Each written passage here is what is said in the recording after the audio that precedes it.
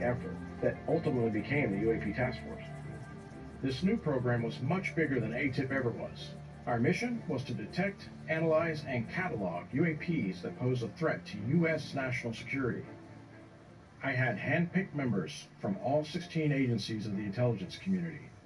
The Secretary of Defense formally announced the UAP Task Force in August of 2020, naming me the first director. Everyone in authority was paying attention to this topic.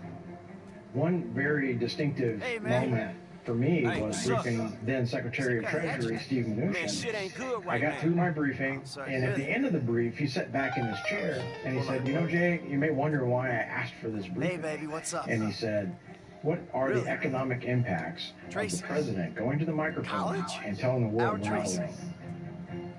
I have to think about those kinds of impacts in order to prepare. That's great. If the president were to make that move. All right. Well, hey, listen, let me talk to you a little later, all right? Meanwhile, Chris Miller and I I just gotta were wrap up working some business with here. the Senate behind the scenes. All right. Bye. To craft UAP legislation that was then taken by Says you Marco must be bringing Rubio around the house and pushed sometime for into dinner. the coronavirus One of these nights, huh? bill.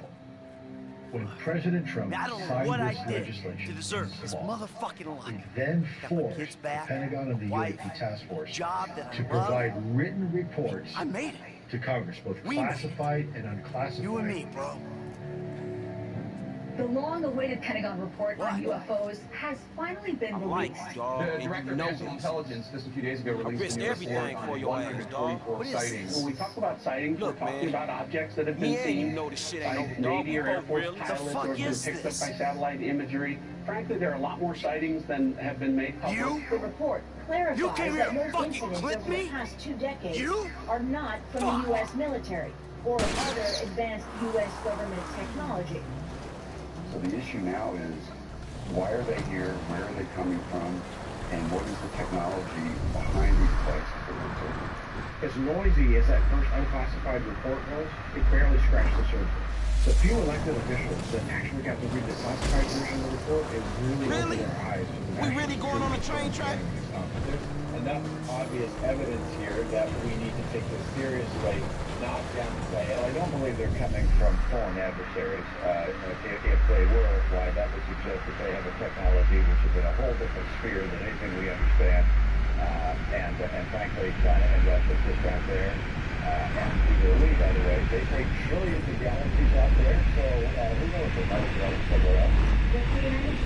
You see the train, asshole? Shit, I ain't getting past there. What we believe is that there are unexplained aerial phenomena that have been cited and reported by pilots, Navy and Air Force. Then, these phenomena have, in some cases, had an impact on our training mix, and our pilot's ability to fly, train, operate, and stay ready. That alone You a snitch, okay? makes it You know a what that national means. security issue worth looking at. We don't know. We don't have the answers about what these phenomena are. Come on, man. Let's do this, me and you. No use of running, man. Come on. We'll finish this. As we continue to make progress, a very powerful disinformation campaign began. You were like a son to me. We both used each other. That's This what effort happened. was to destroy my reputation and credibility. Full stop. When the government started running this despicable disinformation campaign against Lou, I actually received an email one day from the Pentagon Public Affairs Office with this narrative that they were providing back to the media that was completely false. And I replied all to that email and said, Michael, man, I gotta look out for myself. There's a difference between us. I was looking out for you. Too. That ain't true. They actually told the American people that Lou Elizondo did not work there, and that was an outright lie. We in the corner, bro.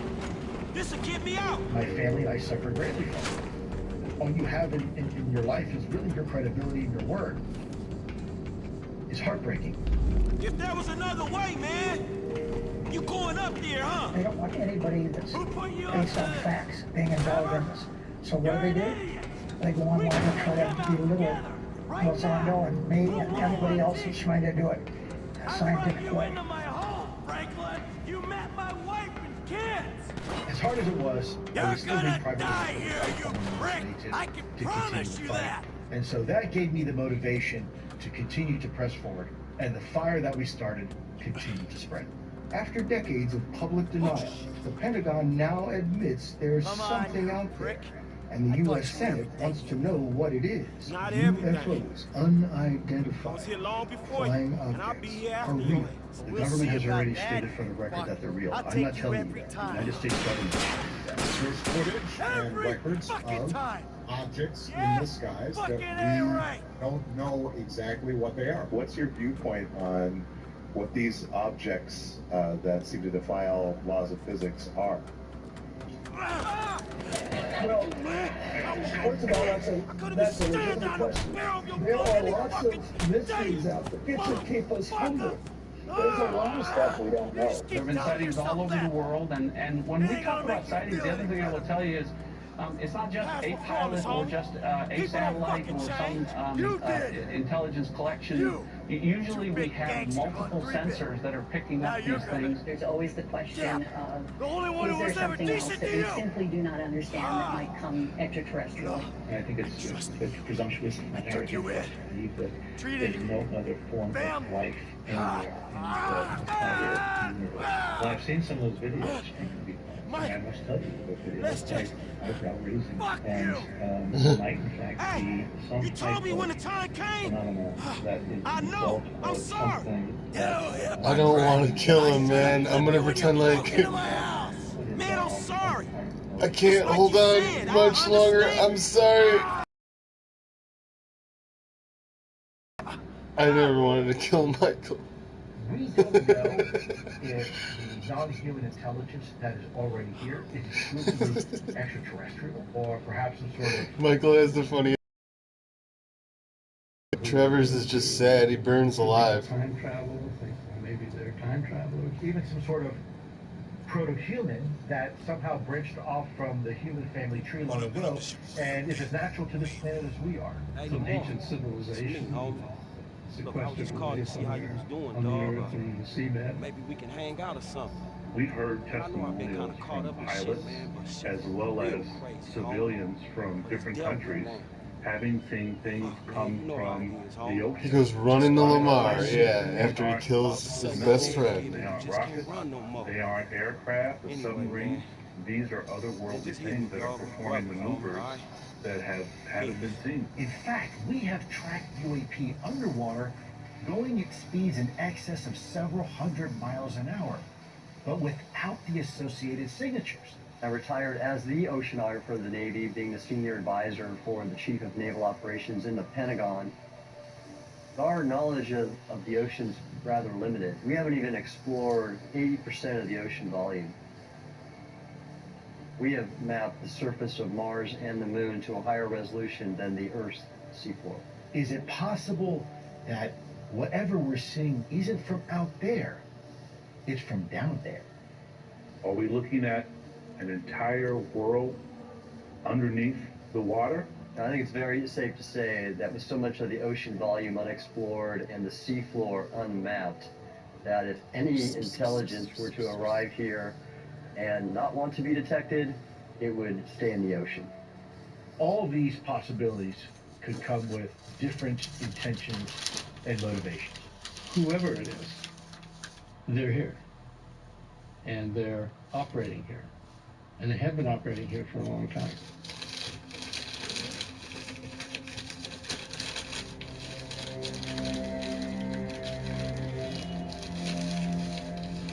In 2022, we started pushing Congress hard to hold public UAP hearings, and that's when disclosure started to get to the next level.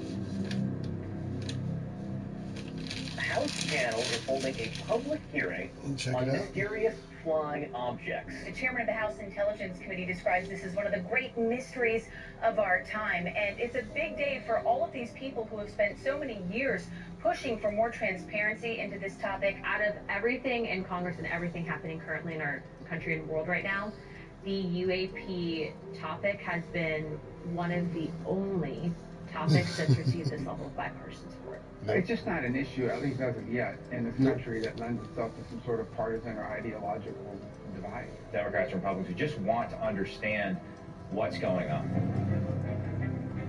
This hearing and oversight work has a simple idea at its core. Unidentified aerial phenomena are a potential national security threat, and they need to be treated that way. UAPs are unexplained, it's true, but they are real. They need to be investigated, and many threats they pose need to be mitigated. There is something there measurable by multiple instruments, and yet it seems to move in directions that are inconsistent with what we know of physics or science more broadly. There are a number of events in which we do not have an explanation, in which there are flight characteristics or signature management that we can't explain. We know that our service members have encountered unidentified aerial phenomena. And because UAPs pose potential flight safety and general security risks, we are committed to a focused effort to determine their origins. The capabilities, systems, processes, and sources we use to observe, record, study, or analyze these phenomena need to be classified at appropriate levels. We do not want potential adversaries to know exactly what we're able to see or understand, or how we come to the conclusions we make. Therefore, public disclosures must be carefully considered on a case-by-case basis. The hearing was a historic bipartisan effort towards transparency, but it left both the American public and Congress with more questions than answers. While I was making progress, I learned that the legacy program was quietly behind the scenes pushing back. It looks and awesome. Creating bureaucratic hurdles. One more to go. Block the funding that was approved for the UAP task force. I can't describe it any other way than I was just angry. There's this hidden hand that is blocking all of these actions and things that I'm doing. A subversive government overriding the real government. It's so bad that we really aren't going to make progress until someone shines the light on it. And then the staff and the members start to dig in more. They begin to understand the landscape. They begin to understand how much secrecy there is, how much resistance there is to coming clean on this. As Congress began hearing from whistleblowers in classified settings, they came to the realization of the existence of the legacy program. The main players in the legacy program have long